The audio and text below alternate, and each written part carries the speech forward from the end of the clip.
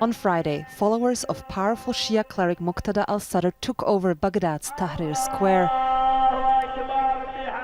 In the Imam's words, the goal of this Friday prayer was to defend their religion and homeland in the face of immorality and non-believers, a criticism of the secular-leaning anti-establishment protesters who until recently occupied this square. The October protests had positive and negative sides. As for the negative sides of these protests, the hands of the American occupiers spread the obscenity in Tahrir Square. The prayers also aimed to shore up political support.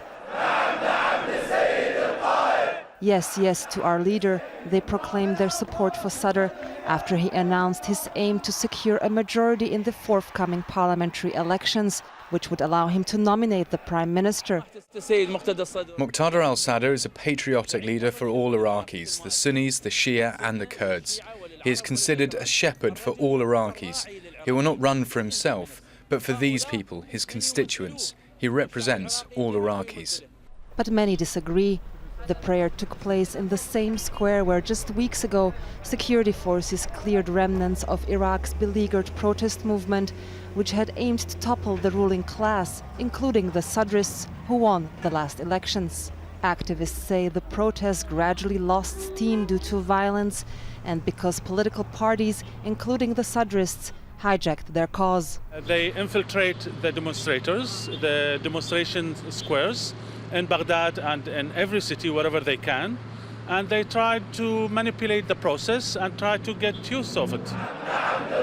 Sadr has long tried to brand himself a reformist and initially supported the protests, but in the end he is seen as having chosen to protect the system. They have lost a lot of grounds, political grounds, social grounds, people who have doubted them as being real reformists, but they found out they are not. They are just part of the political regime which runs the country since 2003.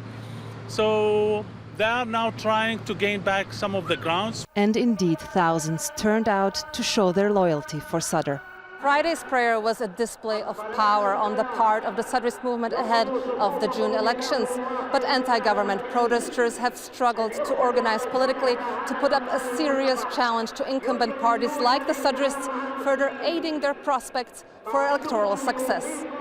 Simona, Foltyn, Al Jazeera, Baghdad.